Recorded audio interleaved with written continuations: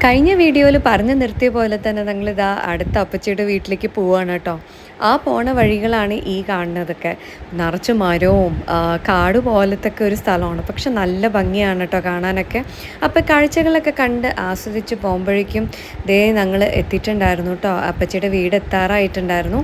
അപ്പോൾ അതാ അമ്മയും വേദുക്കുട്ടിയും കൂടെ കൈയും പിടിച്ച് പോകുമ്പോൾ അതാ അപ്പച്ചി ഞങ്ങളുടെ ദൂരെ നിന്ന് അവിടെ നോക്കിക്കൊണ്ടിരിക്കുകയായിരുന്നു കേട്ടോ. കുറേ നേരമായി തോന്നുന്നു കാത്തിരിക്കണു. അവിടെ നിന്ന് ചായയൊക്കെ കുടിച്ച് എല്ലാവരോടും ഒക്കെ വർത്താനമൊക്കെ പറഞ്ഞ് ഞങ്ങൾ വൈകുന്നേരം തിരിച്ചെത്തിയിട്ടുണ്ടായിരുന്നു. വൈകുന്നേരം എത്തിയിട്ട് ഞാൻ നേരെ പോയത് നമ്മുടെ സ്വയംവര സിൽക്സിലേക്കാണ് കൊട്ടാരക്കരയിലുള്ളത്. അവിടെ കുറച്ച് കുട്ടികൾക്കുള്ള ഷോപ്പിംഗ് ഒക്കെ ചെയ്തു. അങ്ങനെ ആദ്യമായിട്ടാണ് രഞ്ജിത്ത് എനിക്കിങ്ങനെ വീഡിയോ എടുത്തു തരുന്നത്. അതിലെനിക്ക് ഭയങ്കര സന്തോഷം തോന്നി കേട്ടോ. അത് കഴിഞ്ഞ് നെക്സ്റ്റ് നമ്മൾ ട്രെൻഡ്സിൽ കയറി.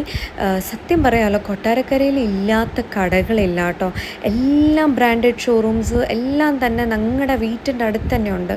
അതിൽ വളരെയധികം സന്തോഷം കേട്ടോ. എലൻ സോളി എല്ലാം എല്ലാം എല്ലാം ബ്രാൻഡ്സിൻ്റെയും കടകൾ, ഒരുമാതിരി എല്ലാ ബ്രാൻഡ്സിൻ്റെ കടകൾ നമ്മുടെ കൊട്ടാരക്കരയിൽ ഉണ്ട് കേട്ടോ. അപ്പോൾ അങ്ങനെ ഇതാ നമ്മൾ രഞ്ജിത്തിനുള്ള ഷോപ്പിംഗ് ഒക്കെ കഴിഞ്ഞു. അങ്ങനെ ഞങ്ങളുടെ അടുത്ത ഡെസ്റ്റിനേഷനായിരുന്നു ലെൻസ്കാർട്ട്. ലെൻസ്കാർട്ടിൽ വന്ന് രഞ്ജിത്ത് കുറച്ച് കണ്ണടയൊക്കെ വെച്ച് നോക്കി. അങ്ങനെ ഞാനും എൻ്റെ മത്തങ്ങ പോലത്തെ മോന്തയിലേക്ക് ഒരു കണ്ണടയും ചേരില്ല എന്നാണ് രഞ്ജിത്തിൻ്റെ അഭിപ്രായം. നിങ്ങളുടെ അഭിപ്രായം പറയൂ കേട്ടോ. അങ്ങനെ ഞാനൊരു തീരുമാനത്തിലെത്തിയിട്ടോ. ഒരു കണ്ണട ലാസ്റ്റിൽ സെലക്ട് ചെയ്തു. അത് കയ്യെ കിട്ടുമ്പോൾ നിങ്ങൾക്ക് എല്ലാവർക്കും കാണിച്ചു തരാം. അങ്ങനെ അവിടുന്ന് കുറേ ഇങ്ങനെ കാണിച്ചൊക്കെ കൊടുത്ത് എനിക്ക് വലിയ ഫ്രെയിമിനോടാണ് കുറച്ചും കൂടെ താല്പര്യം. അങ്ങനെ വീട്ടിലെത്തിയപ്പോൾ ദേ അമ്മ ചൂട് പുട്ടുണ്ടാക്കി വെച്ചിട്ടുണ്ടായിരുന്നു. അതിൻ്റെ കൂടെ തന്നെ നല്ല വറുത്തരച്ച കടലക്കറി.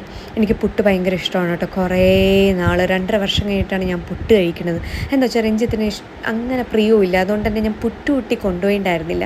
അതുകൊണ്ട് പുട്ട് കഴിക്കാനുള്ള ഭാഗ്യം ഉണ്ടായിരുന്നില്ല. അപ്പോൾ ഇവിടെ വന്നിട്ടാണ് കഴിക്കുന്നത്.